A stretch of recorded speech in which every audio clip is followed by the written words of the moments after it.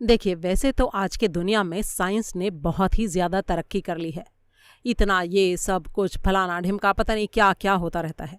लेकिन फिर भी कुछ बातें ऐसी हैं जिनकी आज भी किसी के पास कोई एक्सप्लेनेशन नहीं है, और फिर भी वो बातें दुनिया में होती हैं। हो सकता है आज से कुछ सालों के बाद उनकी कोई एक्सप्लेनेशन निकल आए, लेकिन फिलहाल तो नहीं है। और ऐसी ही एक बात के ऊपर बेस्ड है आज की कहानी, जिसका नाम है खगम। राइटर हैं आप सबके जाने पहचाने प्यारे सत्यजीत रे सर। अब तक आप उनकी बहुत सारी कहानियां मेरे चैनल पर सुन चुके हैं, और उनके लिखने के स्टाइल से अब तक आप अच्छी तरह से फैमिलियर हो चुके होंगे। उनकी बहुत सारी जासूसी और साइको थ्रिलर्स कहानियां आप सुन चुके हैं। लेकिन आज की जो कहानी है वो ना तो जासूसी है और ना ही साइको थ्रिलर है। ये एक ऐसी घटना के बारे में है जो देखने में और सुनने में भी बहुत ही अकल्पनीय यानी इम्पॉसिबल सी लगती है, जिसकी कल्पना भी नहीं की जा सकती। लेकिन फिर भी बहुत सारे लोगों का मानना है कि ऐसी चीज़ें दुनिया में पहले भी होती थीं और आज भी होती हैं। तो आप ये कहानी सुनिए और उसके बाद कमेंट करके मुझे ज़रूर बताइएगा कि आपकी पर्सनल राय क्या है इस बारे में, कि ऐसी चीज़ें होना पॉसिबल है या नहीं है। और एक बात मैं आपको और बता दूं, ये कोई बहस का मुद्दा नहीं है। कुछ लोग मानते हैं कि ऐसा हो सकता है और कुछ ये मानते होंगे कि ऐसा नहीं हो सकता है। मेरी अपनी पर्सनल राय ये है कि हाँ, शायद ऐसा हो सकता है। तो अब आप भी कहानी सुनकर ज़रूर बताइएगा कि आपकी पर्सनल राय क्या है। तो चलिए शुरू करते हैं आज की कहानी खगम। हम पेट्रोमैक्स की रोशनी में बैठकर डिनर ले रहे थे। कुल मिलाकर अभी अंडे को दांत से काटा ही होगा कि चौकीदार लक्ष्मण सिंह ने आकर पूछा, आप लोग इमली बाबा के दर्शन नहीं करेंगे? लाचार होकर हमें उसे कहना पड़ा कि इमली बाबा का नाम हमारे लिए बिल्कुल नया है, इसलिए दर्शन करने का कोई सवाल ही खड़ा नहीं होता। लक्ष्मण ने हमें बताया कि जंगल विभाग की जो जीप हम लोगों के लिए नियुक्त की गई है, उसके ड्राइवर को कहने भर से ही वो हमें बाबा के डेरे पर ले जाएगा। जंगल के भीतर ही उनकी कुटिया है और वहाँ का माहौल बड़ा ही मनोरम है। वो एक बहुत ही पहुँचे हुए साधु हैं। भारत के अलग अलग जगहों से लोग आकर उनके दर्शन करके जाते हैं, वगैरह वगैरह। जिस बात को सुनकर हमें सबसे ज़्यादा हैरानी हुई वो ये थी कि बाबा के पास एक पालतू नाग था और वो बाबा की कुटिया के समीप ही एक गड्ढे में रहता था। हर रोज़ शाम के वक्त गड्ढे से निकलकर वो बाबा के पास आता था और बकरी का दूध पीता था। ये सब कुछ सुनने के बाद धुरजटी बाबू ने अपना इरादा प्रकट किया कि इस देश में दिनों दिन बाजीगरी का बोलबाला हो रहा है। खासकर पाखंडी साधु सन्यासियों की संख्या तो बेहिसाब बढ़ती ही जा रही है। पश्चिमी देशों में साइंस का जितना असर बढ़ रहा है, हमारा देश उतना ही ज़्यादा बुरे संस्कारों के अंधेरे की तरफ बढ़ता जा रहा है। हाजी होपलेस मामला है साहब, सोचते ही दिमाग गर्मा जाता है मेरा तो। ऐसे कहकर धुरजटी बाबू ने कांटा चम्मच नीचे रख दिया और बगल से फ्लाई फ्लैप यानी मक्खी मारने वाली छड़ी उठाकर उसे मेज पर पटकते हुए एक मच्छर का खून कर डाला। धुरजटी बाबू की उम्र 45 से 50 के बीच होगी। नाटा कद, दुबला गोरा चमकता हुआ चेहरा और पीली पीली आंखें। भरतपुर आने के बाद ही मेरी उनसे जान पहचान हुई। मैं आगरे से आया था और मुझे मझले भैया के पास जयपुर जाना था। वहाँ मैं 2 हफ्ते की छुट्टी बिताने जा रहा था। यहाँ आने पर जब डाक बंगले या टूरिस्ट लॉज में जगह नहीं मिली तो अंत में काफ़ी खर्च करने के बाद शहर के फॉरेस्ट रेस्ट हाउस में जगह मिली। इसमें पछतावे की कोई बात नहीं थी, क्योंकि जंगल से घिरे रेस्ट हाउस में रहने से बड़ा ही रोमांच महसूस होता है। धुरजटी बाबू मुझसे एक दिन पहले ही आए थे। वो क्यों आए थे ये बात मैंने अभी तक खोलकर नहीं बताई है। वैसे सैर सपाटे के अलावा कोई दूसरा कारण होना जरूरी भी नहीं था। हम दोनों एक ही जीप से सैर सपाटा कर रहे थे। कल हम यहाँ से 22 मील दूर दीग नाम की एक जगह के किले और महल देखने गए थे। आज सुबह भरतपुर का किला भी देख चुके थे। तीसरे पहर केवला देव की झील के पक्षियों का रहने का स्थान देखने भी मैं गया था। ये एक बहुत ही दिलचस्प जगह थी। झील 7 मील से ज़्यादा ही लंबी होगी। बीच बीच में टापू की तरह ऊंची ज़मीन थी और उन्हीं ज़मीन के टुकड़ों पर पूरे राज्य के पक्षी आकर इकट्ठे हो गए थे। उनमें से आधे से ज़्यादा पक्षियों पर इससे पहले कभी मेरी नज़र नहीं पड़ी थी। मैं अवाक होकर पक्षियों को देख रहा था।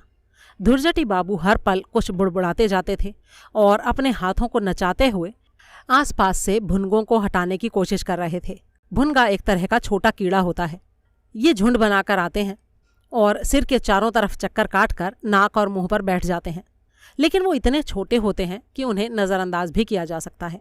लेकिन धुरजटी बाबू बार बार ऊब रहे थे। इस तरह धीरज खोने से भला कैसे काम चलता। 8:30 बजे खाना पीना निपटाकर सामने के बरामदे में बैठे हम चांदनी रात की शोभा देख रहे थे। मैंने धुरजटी बाबू से कहा, वो लक्ष्मण जिस साधु बाबा के बारे में कह रहा था, उनको देखने जाइएगा क्या? धुरजटी बाबू ने अपनी सिगरेट को एक यूकेलिप्टस के पेड़ के तने की तरफ फेंकते हुए कहा, नाग कभी भी पालतू नहीं होता है, हो भी नहीं सकता। सांपों के बारे में मुझे बहुत जानकारी है। बचपन में मैं जलपाईगुड़ी में रहता था और अपने हाथों से ढेरों सांप मार चुका हूँ। नाग बहुत ही विभत्स और नंबरी शैतान सांप होता है। उसे पालतू बनाना मुश्किल ही नहीं, असंभव है। इसीलिए इस साधु बाबा के बारे में जो खबर मिली है उसमें कितनी सच्चाई है, इस पर मुझे पूरा शक है। मैंने जवाब दिया, अरे कल तीसरे पहर कोई प्रोग्राम तो है नहीं। सुबह बायान का किला देखने के बाद हम फ्री हो जाएंगे, तो एक बार चल लेने में हर्ज भी क्या है। उन्होंने कहा, ओहो, तो क्या आपके अंदर साधु सन्यासियों के प्रति भक्ति है? इस सवाल के पीछे एक गहरा व्यंग्य छिपा था, ये बात मेरी समझ में आ गई। लेकिन मैंने उसका उत्तर सहज ही ढंग से दिया, अरे धुरजटी बाबू, इसमें भक्ति की बात कहाँ से आ गई? हाँ, इतना कह सकते हैं कि मेरे मन में काफ़ी कौतूहल है। धुरजटी बाबू ने कहा, किसी ज़माने में मेरे अंदर भक्ति हुआ करती थी, लेकिन एक बार जो अनुभव हुआ तो फिर बस तौबा तौबा। धुरजटी बाबू को जो अनुभव हुआ था, आगे मैं उसका वृत्तांत दे रहा हूँ। वो ब्लड प्रेशर के मरीज़ हैं।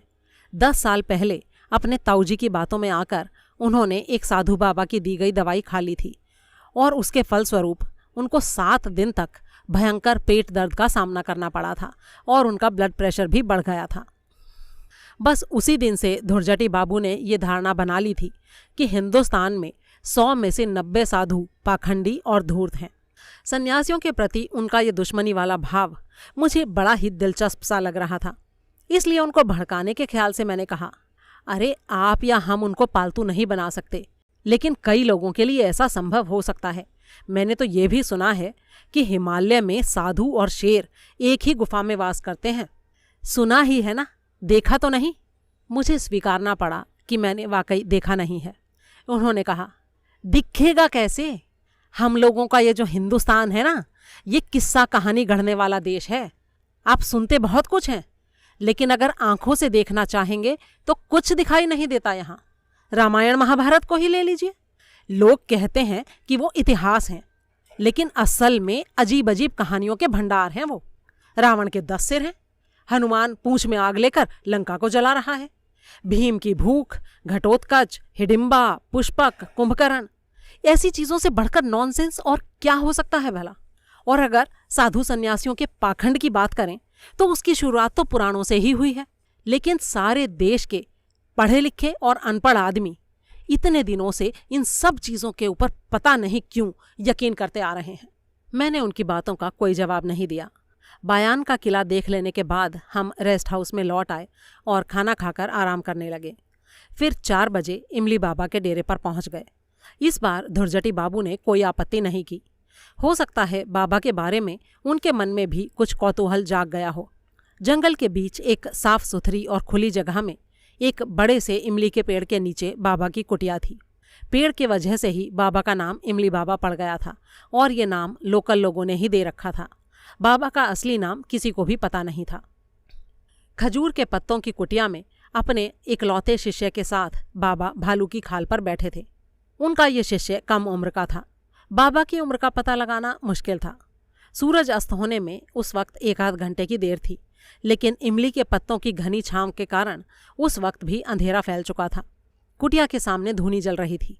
बाबा के हाथ में गांजे की चिलम थी। धूनी की रोशनी में दिखाई पड़ा कि कुटिया के पास ही एक रस्सी टंगी हुई थी। उसके ऊपर अंगोछा और कोपीन के अलावा सांप की 10-1 केंचुलें लटकी हुई थीं। हमें देखकर बाबा मुस्कुरा दिए। धुरजटी बाबू ने फुसफुसाकर मुझसे कहा, बेकार की बातें ना करके बस असली प्रसंग का ही जिक्र छेड़िए। इनसे पूछिए कि सांप को दूध किस वक्त पिलाया जाता है। इससे पहले कि मैं कुछ कहता, बाबा ने कहा, आप बाल किशन से मिलना चाहते हैं। मुझे हैरानी हुई कि इमली बाबा ने हमारे मन की बात कैसे जान ली। नाग का नाम बाल किशन था, ये बात जीप का ड्राइवर दीनदयाल थोड़ी देर पहले ही हमें बता चुका था। हमें इमली बाबा को कहना पड़ा कि हम उनके सांप के बारे में सुन चुके हैं और पालतू सांप को दूध पीते हुए देखना चाहते हैं। तो क्या हमें यह सौभाग्य प्राप्त हो सकेगा? इमली बाबा ने खेद की मुद्रा में सिर हिलाया और बताया कि बालकिशन हर रोज सूर्यास्त के समय बाबा की पुकार सुनकर गड्ढे से निकलकर कुटिया में आता है और दूध पीकर चला जाता है।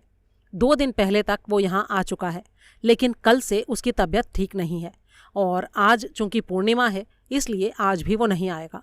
अब कल से आना शुरू करेगा। सांपों की भी तबीयत खराब होती है, ये बात मेरे लिए नई और अजीब थी, लेकिन पालतू होने के कारण हो सकता है ऐसा होता हो। वैसे भी गाय, घोड़े, कुत्ते वगैरह के लिए तो अस्पताल होते ही हैं। तभी बाबा के शिष्य ने एक और सूचना दी। एक तो बालकिशन की तबीयत खराब थी, उस पर उसके गड्ढे में कुछ माटे घुस गए थे और उन्होंने उसे परेशान कर मारा था। बाबा के अभिशाप से अब वो सब पंचतत्व में विलीन हो चुके थे। ये बात सुनकर धुरजटी बाबू ने तिरछी नजरों से मेरी तरफ देखा। मैं इमली बाबा की तरफ देख रहा था। उनके चेहरे में ऐसे कोई खासियत नहीं थी। एक मामूली सा झब्बा पहने थे और सिर पर जटाएं थीं, लेकिन वैसी नहीं कि कोई अच्छा प्रभाव छोड़ सकें। कानों में लोहे के कुंडल थे, गले में 4-5 छोटी बड़ी मालाएं, दाहिने हाथ की कोहनी के ऊपर तावीज। बाकी साधुओं से इनमें कोई अंतर नहीं नजर आता था। फिर भी शाम की ढलती रोशनी में धूनी के पीछे बैठे उस व्यक्ति के चेहरे पर से मेरी आंखें दूसरी तरफ जाना ही नहीं चाहती थीं। हमें खड़े देखकर उनका शिष्य 2 चटाइयां ले आया और बाबा से 10 हाथ की दूरी पर उसने उन्हें बिछा दिया। लेकिन अब सवाल ये था कि अगर बाबा का नाग दिखेगा ही नहीं तो बैठने से फायदा ही क्या था। लौटने में ज़्यादा देर करने से रात हो जाती। गाड़ी तो थी हमारे पास, लेकिन रास्ता जंगल के भीतर से होकर जाता था और आसपास जंगली जानवरों की कमी नहीं थी। हिरणों के झुंड पर हर दिन नज़र पड़ ही जाती थी, इसलिए हम वहाँ बैठे नहीं।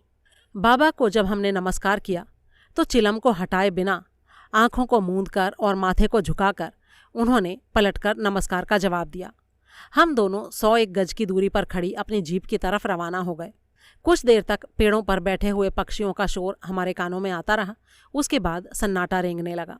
कुटिया से निकलने के बाद जब हम कुछ कदम आगे बढ़ गए तो अचानक धुरजटी बाबू ने कहा, सांप तो हम नहीं देख सके, लेकिन उसका गड्ढा एक बार देख लेने में क्या हर्ज है। मैंने जवाब दिया, हाँ, इसके लिए इमली बाबा के पास जाने की कोई ज़रूरत नहीं।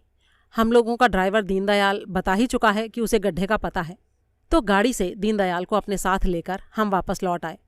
इस बार कुटिया की तरफ ना जाकर हम एक बादाम के पेड़ की बगल से होते हुए एक पगडंडी से थोड़ी दूर आगे बढ़े। सामने ही कांटों की एक झाड़ी थी। आसपास पत्थर के टुकड़ों को देखकर लगा कि किसी ज़माने में वहाँ कोई इमारत रही होगी। दीनदयाल ने हमें बताया कि झाड़ी के पीछे ही सांप का गड्ढा था। ऐसे देखा जाए तो कुछ भी पता नहीं चल सकता था, क्योंकि रोशनी और भी फीकी हो गई थी। धुरजटी बाबू ने अपनी जेब से एक छोटी सी टॉर्च निकाली और झाड़ी पर रोशनी डाली। झाड़ी के पीछे का गड्ढा अब दिखाई पड़ने लगा। अब गड्ढा तो वाकई था, लेकिन सांप? क्या वो बीमारी की हालत में हमारे कौतूहल को शांत करने के लिए बाहर निकलेगा? सच कहूँ तो साधु बाबा के हाथ से नाग को दूध पीते हुए देखने की इच्छा होने पर भी गड्ढे के सामने खड़े होकर सांप को देखने की इच्छा मेरे अंदर नहीं थी। लेकिन धुरजटी बाबू के मन में मुझसे कई गुना ज़्यादा कौतूहल था। जब रोशनी से काम नहीं चला तो ज़मीन से ढेले चुन चुनकर उन्होंने झाड़ी पर फेंकना शुरू कर दिया। मुझे उनकी ये ज़्यादती अच्छी नहीं लगी। मैंने कहा, अरे क्या हुआ साहब, आपके ऊपर तो जिद ही सवार हो गई है। पहले तो आपको यकीन ही नहीं हो रहा था कि सांप वाकई है। इस बार उन्होंने एक बड़ा सा ढेला हाथ में उठा लिया और बोले, मुझे तो अब भी यकीन नहीं है। इस ढेले से भी अगर कोई नतीजा नहीं निकला तो मैं मान लूँगा कि ये बाबा जी के बारे में बस झूठ मूठ का प्रचार किया गया है। ढेला एक जोर की आवाज़ करता हुआ झाड़ी पर गिरा और उसने कई कांटों और पत्तों को तहस नहस कर दिया। धुरजटी बाबू गड्ढे पर अब भी रोशनी डाले हुए थे। कुछ लम्हों तक चुप्पी छाई रही। बस जंगल के अंदर कहीं से झिंगुर की आवाज़ आ रही थी। फिर उस आवाज़ के साथ एक और आवाज़ सुनाई दी, एक फीकी, बेसुरी, सिसकारी जैसी आवाज़। उसके बाद पत्तों की खड़खड़ाहट शुरू हुई और फिर टॉर्च की रोशनी में किसी चीज़ का काला और चिकना जैसा हिस्सा दिखाई पड़ा। वो चीज़ हिलडुल रही थी, जीवित थी और धीरे धीरे गड्ढे के बाहर निकल रही थी। इस बार झाड़ी के पत्ते हिल उठे और दूसरे ही पल उनके बीच से सांप का माथा बाहर निकल आया। टॉर्च की रोशनी में नाग की जलती हुई आंखें दिखाई पड़ीं। उसके बाद उसकी 2 भागों में बटी हुई जीभ, जो बार बार मुंह से बाहर निकलकर लपलपाने लगती थी और फिर से अंदर चली जाती थी। दीनदयाल कुछ देर पहले से ही लौटने का तकाजा कर रहा था। इस बार उसने भर्राई और डरी हुई आवाज में कहा, छोड़ दीजिए बाबू, अब तो देख चुके, अब चलिए वापस। शायद टॉर्च के कारण ही बालकिशन अभी भी अपना सिर निकालकर हमारी तरफ घूर रहा था और बीच बीच में जीभ बाहर निकाल रहा था। मैं इससे पहले ढेरों सांप देख चुका था, लेकिन इतने नज़दीक से इस किस्म के नाग को मैंने कभी नहीं देखा था। वो हमला करने की कोशिश न करके इस तरह हमारी तरफ घूर क्यों रहा था? ऐसा तो मैंने कभी देखा सुना नहीं था। अचानक टॉर्च की रोशनी कांपती हुई वहां से अलग हट गई, और उसके बाद जो कांड हुआ उसके लिए मैं कतई तैयार नहीं था। धुरजटी बाबू ने अचानक पत्थर का एक टुकड़ा उठाया और उसे बालकिशन पर जोरों से फेंक दिया। उसके बाद एक एक करके 2 और पत्थर फेंके। एक भयंकर आशंका से घबराकर मैंने कहा, अरे आपने ये क्या किया धुरजटी बाबू? दीनदयाल भी हक्का बक्का सा झाड़ी की तरफ ताक रहा था। धुरजटी बाबू के हाथ से टॉर्च लेकर इस बार मैंने ही गड्ढे की तरफ रोशनी डाली। बालकिशन के निढाल पड़े शरीर का थोड़ा सा हिस्सा दिखाई दे रहा था। झाड़ी के पत्तों पर सांप के माथे से छिटका हुआ थोड़ा सा खून लगा हुआ था। इस बीच कब इमली बाबा और उनके शिष्य हमारे पीछे आकर खड़े हो गए थे, इसका हमें पता ही नहीं चला। पहले धुरजटी बाबू ही पीछे की तरफ मुड़े, उसके बाद मैंने भी मुड़कर देखा। बाबा हाथ में एक लाठी थामे हमसे करीब 10 कदम की दूरी पर एक बौने खजूर के पेड़ के पास खड़े थे और धुरजटी बाबू की तरफ एकटक ताक रहे थे। बाबा इतने लंबे थे, इसका अनुमान मुझे उस समय नहीं लग सका था जब वो बैठे हुए थे। उनकी उस समय की दृष्टि का वर्णन करना मेरी सामर्थ्य के परे है। बस इतना ही कह सकता हूँ कि हैरानी, गुस्से और नफरत से मिली जुली ऐसी नज़र मैंने आज तक कभी किसी की नहीं देखी थी। अचानक बाबा का दाहिना हाथ सामने की तरफ उठ गया। वो हाथ धुरजटी बाबू की तरफ इशारा कर रहा था। हाथ की तर्जनी सामने की तरफ आ गई और इससे वो इशारा और भी स्पष्ट हो गया। पहली बार मैंने देखा कि बाबा की हर उंगली का नाखून करीब 2 इंच लंबा था। बाबा को देखकर मुझे इस वक्त किसकी याद आ रही थी? बचपन में देखा हुआ बीडन स्ट्रीट के अपने मामा के घर की दीवार पर रवि वर्मा के द्वारा बनाए गए चित्र का ही मुझे स्मरण आ रहा था।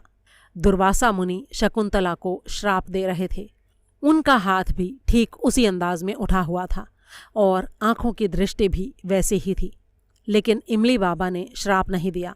अपनी गंभीर और दबी आवाज में उन्होंने हिंदी में जो कुछ कहा उसका अर्थ यही था, एक बालकिशन चला गया तो इससे हर्ज ही क्या है, दूसरा आ जाएगा। बालकिशन की मौत नहीं हो सकती, वो अमर है। धुरजटी बाबू धूल से सने अपने हाथों को पोंछकर मेरी तरफ मुड़े और बोले, चलिए। बाबा के शिष्य ने वहां आकर गड्ढे के मुंह से नाग की लाश को बाहर निकाला, शायद उसकी अंतिम क्रिया करने के ख्याल से। सांप की लंबाई देखकर मेरे मुंह से एक हैरानी भरा शब्द अपने आप निकल पड़ा। नाग इतना लंबा भी हो सकता है, ये मैं नहीं जानता था। इमली बाबा धीरे धीरे अपनी कुटिया की तरफ चले गए और हम तीनों जीप पर बैठ गए। रेस्ट हाउस वापस आते समय धुरजटी बाबू को गुमसुम पाकर मैं उनसे बिना कुछ कहे नहीं रह सका। मैंने कहा, वो सांप जबकि उनका पालतू था और उसने आपका कोई नुकसान नहीं किया था, तो आपको उसे मारने की क्या जरूरत पड़ी थी? अब मेरा ख्याल था कि वो सांपों और साधुओं के बारे में कुछ कड़वी और बुरी बातें कहकर अपने काले कारनामे के पक्ष में बोलेंगे, लेकिन उन्होंने ये सब नहीं किया, बल्कि उल्टे मुझसे एक अजीब सा सवाल पूछ बैठे। खगम कौन था साहब? खगम? ये नाम तो मुझे परिचित जैसा लग रहा था, लेकिन याद नहीं आ रहा था कि इसके बारे में मैंने कहीं पढ़ा या सुना हो। धुरजटी बाबू ने 2 बार और खगम शब्द का उच्चारण किया और फिर चुप हो गए। जब हम रेस्ट हाउस पहुंचे तो 6 बज चुके थे। इमली बाबा का चेहरा मुझे बार बार याद आ रहा था। धुरजटी बाबू की तरफ आंखें तरेरते हुए हाथ उठाए दुर्वासा की तरह खड़े इमली बाबा। पता नहीं क्यों धुरजटी बाबू की बुद्धि उस समय भ्रष्ट हो गई थी, लेकिन मेरा मन कह रहा था कि हम घटना का अंत देख आए हैं, इसलिए अब उसके बारे में सोचने से कोई फायदा नहीं है। बाबा खुद ही कह चुके हैं कि बालकिशन की मौत नहीं हुई है। भरतपुर के जंगलों में क्या दूसरा नाग नहीं होगा? कल ही बाबा के चेले किसी दूसरे नाग को पकड़कर ले आएंगे। डिनर के लिए लक्ष्मण ने मुर्गे की करी बनाई थी, उसके साथ पूरियां और उड़द की दाल। दिन भर घूमते फिरते रहने से आदमी की भूख काफ़ी तेज हो आती है। कलकत्ते में रात में मैं जितना खाना खाता था यहाँ उसका दुगना खा लेता था, और धुरजटी बाबू की भी भोजन की मात्रा काफ़ी अच्छी खासी थी। लेकिन आज ऐसा लगा जैसे उन्हें भूख ही नहीं है। मैंने उनकी तबीयत के बारे में पूछताछ की तो उन्होंने कुछ भी उत्तर नहीं दिया। मैंने उनसे पूछा, क्या अब आपको बालकिशन के लिए दुख हो रहा है? धुरजटी बाबू ने जवाब तो ज़रूर दिया, लेकिन उसे मेरे सवाल का जवाब नहीं कहा जा सकता। पेट्रोमैक्स की तरफ घूरते हुए अपनी आवाज़ को एकदम धीमी और मुलायम बनाकर उन्होंने कहा, सांप फिस फिस फिस फिस कर रहा था, फिस फिस कर रहा था। मैंने हंसकर कहा, फिस फिस या फॉन्स फॉन्स? आंखों को रोशनी की तरफ से हटाए बिना उन्होंने सिर हिलाकर कहा, नहीं, फिस फिस, सांप की भाषा, सांप की सिसकारी, फिस फिस फिस। इतना कहकर उन्होंने अपनी जीभ की फांक से सांप की सिसकारी जैसी आवाज़ बाहर निकाली। फिर कविता लिखने की मुद्रा में सिर हिला हिलाकर कहने लगे, सांप की भाषा, सांप की सिसकारी, फिस फिस फिस, बालकिशन का विषम विष, फिस फिस फिस। ये क्या चीज़ है? बकरी का दूध? अंतिम 2 वाक्य ज़रूर ही किसी कविता के अंश नहीं थे। ये उन्होंने एक मामूली सी प्लेट में रखी पुडिंग के बारे में कहा था। लक्ष्मण ने बकरी शब्द नहीं सुना, सिर्फ दूध शब्द ही सुना। वो बोला, हाँ बाबू, दूध और अंडा है ये। अब पुडिंग दूध और अंडे से ही बनती है, ये बात भला कौन नहीं जानता। धुरजटी बाबू वैसे भी स्वभाव से थोड़े मनमौजी और अधपगले टाइप के थे, लेकिन उनके आज के हाव भाव तो काफ़ी ज्यादती जैसे लग रहे थे। इस बात को महसूस करके उन्होंने अपने आप को संभाल लिया और बोले, कई दिनों से धूप में बहुत चक्कर काटने पड़े हैं, कल से ज़रा सावधानी बरतनी होगी। उस दिन कड़ाके की सर्दी थी, इसलिए खाना खाने के बाद बाहर बैठने की बजाय मैं अपना सूटकेस ठीक करने लगा। अगले दिन शाम को मुझे भरतपुर से विदा होना था। आधी रात में माधोपुर में गाड़ी बदलनी थी और सुबह 5 बजे जयपुर पहुंचना था। मैंने यही प्लान बनाया था, लेकिन मेरा वो प्लान काम नहीं कर सका। मंझले भैया को तार भेजकर सूचना दे दी गई कि किसी ज़रूरी कारण से मेरे पहुंचने की तारीख 1 दिन आगे बढ़ गई है। ऐसा क्यों हुआ था, यही बात मैं आगे बताने जा रहा हूँ। मैं जानता हूँ कि इस घटना पर सब लोग यकीन नहीं करेंगे। जिस चीज़ से मैं कोई सबूत पेश कर सकता था, वो अभी भी इमली बाबा की कुटिया से 50 हाथ दूर पड़ी हुई थी। उसके बारे में सोचते ही मेरे रोंगटे खड़े हो जाते थे। इसीलिए उस चीज़ को सबूत के तौर पर अपने हाथ में उठाकर मैं नहीं चल सका। इसमें हैरानी की भी कोई बात नहीं है। खैर, अब घटना के बारे में आपको बताता हूँ। रात को सूटकेस संभालने के बाद मैंने लालटेन की रोशनी कम कर दी और उसे मेज़ की ओट में रख दिया। उसके बाद रात के कपड़े पहनकर जैसे ही मैं बिस्तर पर लेटने जा रहा था कि पूरब की तरफ वाले दरवाजे पर दस्तक हुई। उस दरवाजे के पीछे की तरफ धुरजटी बाबू का कमरा था। मैंने जैसे ही दरवाज़ा खोला, उन्होंने धीमी आवाज़ में कहा, आपके पास फ्लिट वगैरह है या मच्छर भगाने की कोई दवा? मैंने हैरानी से पूछा, अरे मच्छर कहाँ से आ गए? आपके कमरे के दरवाजे और खिड़कियों में जाली नहीं लगी है क्या? हाँ लगी है, लेकिन फिर भी कोई चीज़ काट रही है। क्या आपको मच्छर काटते हुए महसूस हो रहे हैं? मैंने पूछा। हाँ, हाथ और मुंह में दाग उभरते जा रहे हैं। दरवाजे के सामने उस वक्त अंधेरा था, इसलिए मुझे उनका चेहरा अच्छी तरह से दिखाई नहीं दे रहा था। मैंने कहा, आप अंदर आ जाइए, ज़रा देखूं तो किस तरह का दाग है। धुरजटी बाबू कमरे के अंदर चले आए। उनके सामने लालटेन रखते ही मुझे दाग दिखाई दिए। ये चौकोने कलछौहे से दाग थे। इस तरह के दाग मैंने इससे पहले कभी नहीं देखे थे और उनको देखने पर मुझे अच्छा भी नहीं लगा। मैंने कहा, अरे ये तो कुछ अजीब ही तरह की बीमारी है। लगता है कोई एलर्जी हो गई है आपको। कल सवेरे उठते ही सबसे पहले डॉक्टर के पास चलेंगे। फिलहाल आप सोने की कोशिश कीजिए और इन चीज़ों के लिए चिंता मत कीजिए। ये मच्छरों का काटा हुआ नहीं है। लगता है किसी जंगली जहरीले कीड़े ने आपको काट लिया है। क्या इसमें दर्द हो रहा है? तो ठीक है, जाइए सो जाइए। धुरजटी बाबू चले गए और मैं भी बिस्तर पर आकर कंबल के अंदर घुस गया। रात में बिस्तर पर लेटकर मुझे किताबें पढ़ने की आदत है, लेकिन यहाँ लालटेन की रोशनी में इसकी संभावना नहीं थी। सच कहूँ तो उसकी ज़रूरत भी नहीं थी। दिन भर थके रहने के बाद तकिए पर सिर रखते ही 10 मिनट में ही नींद आ जाया करती थी, लेकिन आज ऐसा नहीं हुआ। किसी गाड़ी की आवाज़ से मेरी तंद्रा दूर हुई। साहबों के गले के साथ साथ एक अजनबी कुत्ते की आवाज़ भी सुनाई दी। रेस्ट हाउस में कुछ सैलानी आए थे। डांट सुनकर कुत्ते ने भौंकना बंद कर दिया। फिर लगा साहब लोग भी शायद कमरे के अंदर चले गए। फिर से सन्नाटा रेंगने लगा। बाहर से झिंगुरों की आवाज़ आ रही थी। इसके अलावा एक और आवाज़ भी आ रही थी। मेरे पूरब की तरफ वाले कमरे के पड़ोसी अभी तक जागे हुए थे, और ना सिर्फ जागे हुए थे बल्कि चहलकदमी भी कर रहे थे। उनके पैरों की आवाज़ें मुझे सुनाई दे रही थीं। हालांकि दरवाजे के नीचे के छेद से मैंने कुछ देर पहले ही देखा था कि लालटेन को या तो बुझा दिया गया था या फिर बगल वाले बाथरूम के अंदर रख दिया गया था। तो फिर वे इस टाइम आधी रात को कमरे के अंदर अंधेरे में चहलकदमी क्यों कर रहे थे? मुझे ऐसा लगा जैसे वो अधपगले ही नहीं, उससे भी बढ़ चढ़कर कुछ हैं। उनसे मेरी जान पहचान सिर्फ 2 दिनों की थी। उन्होंने अपने बारे में जो भी बताया था उससे ज़्यादा उनके बारे में मुझे कोई जानकारी नहीं थी। 2 घंटे पहले मैंने उनके अंदर पागलपन का कोई लक्षण नहीं देखा था। दीग और बयान के किलों को देखने के समय उन्होंने जिस तरह की बातें की थीं, उससे पता चल रहा था कि इतिहास के बारे में उनको अच्छी खासी जानकारी थी।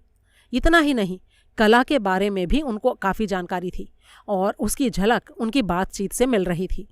राजस्थान के आर्किटेक्चर में हिंदू और मुसलमान कारीगरों के योगदान की बात उन्होंने बड़े ही उत्साह से मुझे बताई थी। यानी मानसिक विकार के कोई लक्षण उनके अंदर अभी तक मुझे नज़र नहीं आए थे। शायद वाकई उनकी तबीयत ही खराब थी। मेरी घड़ी का रेडियम डायल उस वक्त 11 बजने की सूचना दे रहा था। तभी पूरब के दरवाजे पर फिर से दस्तक हुई। इस बार बिस्तर से उठने की बजाय मैंने चिल्लाकर पूछा, अरे क्या बात है धुरजटी बाबू? क्या क्या कह रहे हैं आप? मुझे समझ में आ गया कि भले आदमी की आवाज़ रूंधी हुई है। मैंने एक बार फिर से पूछा, अरे क्या कह रहे हैं, ज़रा ठीक से कहिए ना। सुनिए ज़रा। आखिरकार मुझे उठना ही पड़ा। दरवाज़ा खोलते ही उन्होंने इस तरह का सवाल किया कि मुझे बड़ी ही बोरियत सी महसूस होने लगी। उन्होंने पूछा, ये सांप में क्या दंत्य सा होता है, यानी दांत से बोला जाने वाला सा? जी हाँ धुरजटी बाबू, लेकिन आपने ये सवाल पूछने के लिए इतनी रात में मेरा दरवाज़ा खटखटाया है। वाकई दंत्य सा होता है? अरे हाँ भाई, जब सांप का अर्थ सांप होता है तो दंत्य सा ही होता है। और तालव्य श, यानी तालू से बोला जाने वाला श, वो कब होता है? अरे वो दूसरी ही चीज़ है, वो शाप वाले शाह में होता है। लेकिन ये आधी रात में आपको क्या सूझा है? कुछ नहीं, थैंक यू, सोइए जाकर। उनकी हालत देखकर अब मुझे थोड़ा तरस आने लगा। मैंने उनसे कहा, ऐसा करता हूँ, मैं आपको नींद की दवा दे देता हूँ। दवा मेरे पास ही है, खाएंगे ना? नहीं, शीतकाल में ऐसे ही नींद आ जाती है, सिर्फ शाम में सूर्यास्त के समय। मैंने उन्हें टोका, आपकी जीभ में कुछ हो गया है क्या? आपके शब्द अटक क्यों रहे हैं? ज़रा अपनी टॉर्च दीजिए तो। फिर उनके साथ मैं भी उनके कमरे में गया। टॉर्च ड्रेसिंग टेबल पर पड़ा था। उसे जलाकर मैंने उनके मुंह के सामने किया और उन्होंने मुंह खोलकर जीभ बाहर निकाल दी। इसमें संदेह नहीं था कि जीभ में कुछ न कुछ हुआ था। एक पतला सा लाल दाग जीभ के सिरे से लेकर बीच तक चला गया था। क्या इसमें दर्द है आपको? मैंने पूछा। नहीं तो। उन्हें किस बीमारी ने जकड़ लिया है, ये बात मेरी समझ में आकर ही नहीं दे रही थी। फिर मेरी नज़रें उनके पलंग की तरफ गईं। बिस्तर का रंग ढंग देखकर मैं समझ गया कि वो अभी तक पलंग पर लेटे नहीं थे। मैंने उनसे कहा, जब आप लेट जाएंगे तभी मैं अपने कमरे में जाऊंगा। मैं हाथ जोड़कर आपसे रिक्वेस्ट करता हूं कि इसके बाद मेरा दरवाज़ा मत खटखटाइएगा। कल ट्रेन में मैं सो नहीं पाऊंगा, इसीलिए आज रात सोना चाहता हूं। लेकिन उनके अंदर पलंग की तरफ जाने का कोई आग्रह दिखाई नहीं पड़ा। लालटेन बाथरूम में रखी हुई थी, इसलिए कमरे में रोशनी ना के बराबर थी। बाहर पूनम का चांद मुस्कुरा रहा था। उत्तर दिशा की खिड़की से चांदनी आकर फर्श पर लौट रही थी। उसी की रोशनी में धुरजटी बाबू मुझे दिखाई पड़ रहे थे। वो स्लीपिंग ड्रेस पहने खड़े थे और बीच बीच में होठों की फांक से सिसकारी जैसी आवाज़ निकाल रहे थे। आने के समय मैंने अपने बदन पर कंबल लपेट लिया था, लेकिन धुरजटी बाबू के बदन पर एक भी गर्म कपड़ा नहीं था। कहीं वो सचमुच ही किसी बुरी बीमारी के चक्कर में फंस गए तो उन्हें छोड़कर मेरा यहाँ से जाना मुश्किल होता। विदेश में कोई बंगाली अगर मुसीबत में फंस जाए तो बंगाली होने के नाते उसे छोड़कर जाना मेरे लिए कभी मुमकिन नहीं होता। मैंने जब एक बार उनसे सोने को कहा और मेरे कहने का कोई नतीजा नहीं निकला तो मैंने सोचा कि हाथ पकड़कर ज़बरदस्ती लिटा देने के अलावा कोई दूसरा चारा नहीं था। अगर वो अबोध बच्चा बन रहे थे तो मुझे बड़े बुजुर्गों की भूमिका निभानी ही पड़ेगी। लेकिन उनका हाथ पकड़ते ही मेरे अंदर ऐसी प्रतिक्रिया हुई कि मैं चौंक कर 3 कदम पीछे हट गया। उनका बदन बर्फ की तरह ठंडा था। जीवित आदमी का शरीर इतना ठंडा हो सकता है, ये बात मेरी कल्पना के परे थी। मेरी हालत देखकर उनके होठों के कोनों पर एक हंसी सी खेल गई। अपनी पीली आंखों से मेरी तरफ घूरते हुए वो मुस्कुराने लगे। मैंने रुंधी आवाज में कहा, आपको क्या हुआ है, बताइए। धुरजटी बाबू ने मेरी तरफ से अपनी नजरें नहीं हटाईं। कुछ देर तक अपलक मुझे ताकते रहे। मैं हैरानी से देख रहा था कि इस बीच उनकी पलकें एक बार भी झपकी नहीं और उनकी जीभ कई बार होठों की फांक से बाहर निकल आई। इसके बाद उन्होंने फुसफुसाकर कहा, बाबा बुला रहे हैं, बालकिशन, बालकिशन, बाबा बुला रहे हैं। उसके बाद उनके घुटने मुड़ गए। पहले वो घुटनों के बल बैठ गए, उसके बाद अपने शरीर को आगे की तरफ फैलाकर फर्श पर मुंह के बल हो गए, फिर कोहनी के बल चलते हुए पलंग के नीचे चले गए। मेरा पूरा जिस्म पसीने से तरबतर हो गया और हाथ पैर कांपने शुरू हो गए। मैं खड़ा रहने में अपने आप को असमर्थ पा रहा था। धुरजटी बाबू के बारे में जो चिंता मेरे मन में थी वो अचानक ही कहीं गायब हो गई और अभी अभी जो मैंने देखा उसके कारण एक अविश्वास और आतंक का मिला जुला डरावना भाव मेरे मन में दौड़ गया। मैं जल्दी से अपने कमरे में लौट आया। दरवाजे को बंद करके मैंने चिटकनी लगा दी और फिर सिर से पैर तक कंबल ओढ़कर लेट गया। इसी हालत में कुछ देर पड़े रहने के बाद मेरे बदन की कंपकपी थोड़ी कम हुई और मेरे दिमाग ने सोचना शुरू किया। मामला कहाँ तक जा चुका था और अपनी आंखों के सामने जो कुछ घटित होते हुए मैं देख चुका था उससे अब किस थ्योरी पर पहुंचा जा सकता था। इन सब चीज़ों के बारे में मैंने एक बार सोचकर देखा। आज तीसरे पहर धुरजटी बाबू ने इमली बाबा के पालतू नाग को पत्थर से मार दिया था। उसके बाद ही इमली बाबा ने उनकी तरफ उंगली तान कर कहा था, एक बालकिशन चला गया तो हर्ज ही क्या है, उसकी जगह दूसरा बालकिशन चला आएगा। वो दूसरा बालकिशन कोई सांप होगा या आदमी, या फिर आदमी ही सांप बन जाएगा। धुरजटी बाबू के सारे बदन में जो चकत्ते पड़ गए हैं वो किस चीज़ के हैं? जीभ का दाग क्या चीज़ है? क्या ये 2 भागों में बंट जाने से पहले की हालत है? उनका शरीर इतना ठंडा क्यों है? वो पलंग पर सोने की बजाय पलंग के नीचे क्यों चले गए? और यही सब सोचते सोचते अचानक एक बिजली की चमक की तरह मुझे एक बात याद आ गई। खगम। धुरजटी बाबू ने मुझसे खगम के बारे में पूछा था। ये नाम मुझे जाना पहचाना सा लग रहा था, लेकिन समझ में नहीं आया था उस वक्त। अब मुझे सब याद आ गया। बचपन में महाभारत की एक कहानी पढ़ी थी मैंने। खगम नाम के एक तपस्वी थे। उनके श्राप से उनके मित्र सहस्त्रपाद मुनि सांप बन गए थे। खगम, सांप, श्राप, इन सब में एक कनेक्शन था, लेकिन वो ढोरा सांप हो गए थे और धुरजटी बाबू क्या नाग बन गए थे। किसी ने फिर से मेरे दरवाजे को खटखटाया। इस बार ऊपर की बजाय नीचे की तरफ से खटखट की आवाज़ हुई थी, चौखट के एकदम ऊपर। 1 बार, 2 बार, 3 बार। मैं बिस्तर से हिला भी नहीं। मैंने तय कर लिया कि अब मैं दरवाज़ा नहीं खोलूँगा, बिल्कुल नहीं खोलूँगा। थोड़ी देर बाद आवाज़ थम गई। मैं सांस रोके सतर्क पड़ा रहा। फिर कानों में सिसकारी की आवाज़ आई। धीरे धीरे वो सिसकारी दरवाजे से दूर सरक गई। अब मेरे दिल के धड़कने के अलावा और किसी दूसरी चीज़ की आवाज़ नहीं आ रही थी। थोड़ी देर बाद ही एक ज़ोर की आवाज़ आई, ची ची जैसी आवाज़, एक तीखी लेकिन पतली चीख। ये क्या चूहा था? यहाँ पर चूहे हैं, ये पहली रात ही मैं अपने कमरे के अंदर देख चुका था। दूसरे दिन मैंने जब लक्ष्मण से कहा था तो उसने रसोई घर से चूहेदानी में एक जिंदा चूहा लाकर दिखा दिया था और ये भी कहा था, यहाँ पर चूहे के साथ साथ छछूंदर भी हैं साहब। वो चीख धीरे धीरे खत्म हो गई और फिर से सन्नाटा छा गया। 10 मिनट बीत गए। मैंने घड़ी देखी, 1:15 बज रहा था। नींद तो पता नहीं कहाँ गायब हो गई थी। खिड़की से बाहर के पेड़ पौधे नजर आ रहे थे। चांद शायद पूरे बीच आकाश में आ पहुंचा था। तभी दरवाज़ा खुलने की आवाज़ आई। धुरजटी बाबू बरामदे में जाने के लिए बगल के कमरे का दरवाज़ा खोल रहे थे। मेरे कमरे में जिस तरफ खिड़की है, बरामदे में जाने का दरवाज़ा उसी तरफ था। धुरजटी बाबू के कमरे की भी यही पोजीशन थी।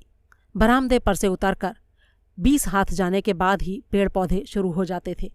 धुरजटी बाबू बरामदे में निकल आए थे, लेकिन कहाँ जा रहे थे वो? उनका इरादा क्या था? मैं अपलक खिड़की की तरफ ताकता रहा। सिसकारी की आवाज़ आ रही थी। धीरे धीरे आवाज़ बढ़ने लगी। अब यह आवाज़ मेरी खिड़की के बाहर से आ रही थी। ये तो अच्छा था कि खिड़की ढकी हुई थी, वरना फिर मुझे महसूस हुआ कि कोई चीज़ खिड़की के नीचे से ऊपर की तरफ आ रही थी। थोड़ी दूर तक वो ऊपर आई और फिर ठिठक गई। ये किसी का सिर था। लालटेन की धुंधली रोशनी में 2 चमकती हुई पीली आंखें मुझे दिखाई पड़ीं। वो आंखें एकटक मेरी तरफ देख रही थीं।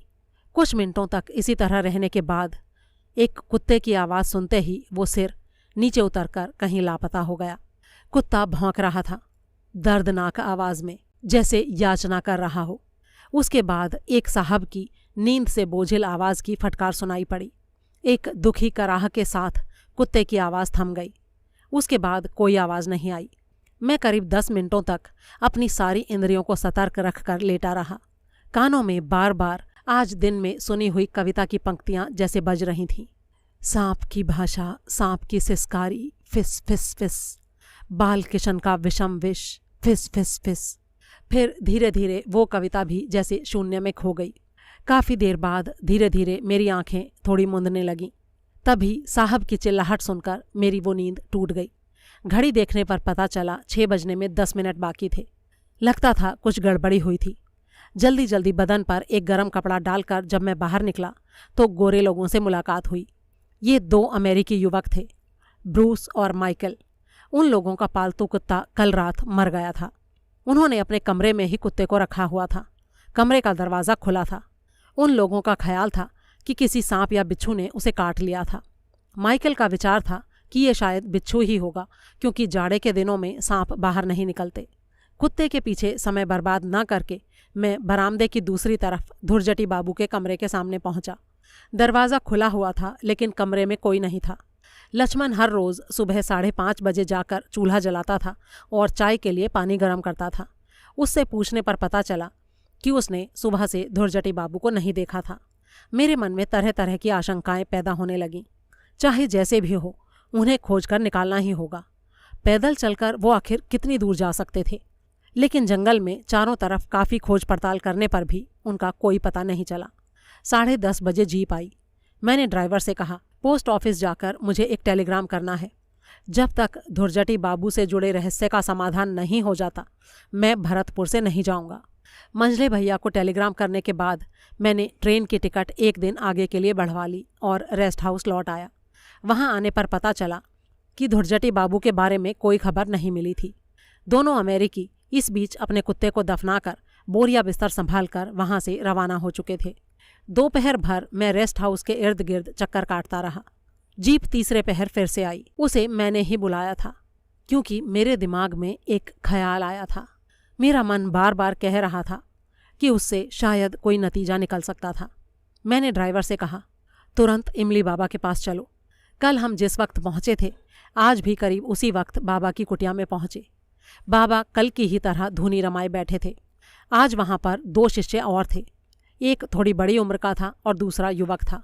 मुझ पर नज़र पड़ते ही बाबा ने गर्दन तिरछी करके अभिवादन किया। कल की उस भस्मकारी नज़र में और आज की नज़र में कोई समानता नहीं थी। समय बर्बाद न करते हुए मैंने बाबा से सीधे सीधे सवाल किया कि कल मेरे साथ जो सज्जन आए थे, क्या उनके बारे में वो कुछ बता सकते हैं? बाबा के चेहरे पर प्रसन्नता उभर आई। बोले, हाँ बता सकता हूँ ना। तुम्हारे दोस्त ने मेरी आशा पूरी कर दी है। वो मेरे बाल किशन को वापस ले आया है। और फिर बाबा के दाहिने रखी हुई पत्थर की एक कटोरी पर मेरी नज़र पड़ी। उसमें जो सफ़ेद रंग का तरल था वो दूध के अलावा और कुछ नहीं हो सकता था। लेकिन मैं सांप और दूध की कटोरी देखने के लिए इतनी दूर नहीं आया था। मैं तो धुरजटी प्रसाद की खोज में आया था। वो यूं ही हवा में तो विलीन नहीं हो गए होंगे। उनके अस्तित्व का अगर कोई चिन्ह भी दिख जाता तो मैं थोड़ा निश्चिंत हो जाता। ये बात मैं पहले भी देख चुका था कि इमली बाबा आदमी के मन की बात समझ जाते थे। गांजे की चिलम से एक लंबा कश लेकर उन्होंने चिलम अपने शिष्य की तरफ बढ़ा दी और बोले, अपने दोस्त को तुम पहले के जैसे तो वापस नहीं पा सकोगे। हाँ, वो अपनी निशानी जरूर रख गया है। वो निशानी तुम्हें बाल किशन के डेरे से 50 कदम दाहिनी तरफ मिलेगी। जरा सावधानी से जाना, रास्ते में बहुत सारे कांटे वाले पौधे हैं। बाबा के कहे अनुसार मैं बाल किशन के गड्ढे के पास गया। उसमें सांप था या नहीं, ये जानने का अब मेरे अंदर जरा भी कौतूहल नहीं था। पत्थर के ढेलों और कांटों के बीच से होते हुए जब मैं गिनकर 50 कदम आगे बढ़ा तो अर्जुन के एक पेड़ के तने के पास जिस चीज़ पर मेरी नज़र पड़ी, उस किस्म की चीज़ कुछ मिनट पहले ही इमली बाबा की कुटिया में रस्सी पर टंगे हुए मैं देख चुका था। वो एक केंचुल थी। पूरी केंचुल पर चितकबरे दाग थे। क्या ये सांप की केंचुल थी? नहीं, ऐसा तो नहीं हो सकता था। सांप का शरीर इतना चौड़ा थोड़े ही होता है, और सांप के दोनों तरफ से क्या 2 हाथ और निचले हिस्से से 2 पैर बाहर थोड़े ही निकलते हैं। दरअसल ये इंसान की केंचुल थी। वो आदमी अब इंसान की शक्ल में नहीं रह गया था। अभी वो उस गड्ढे में कुंडली मारकर लेटा हुआ था।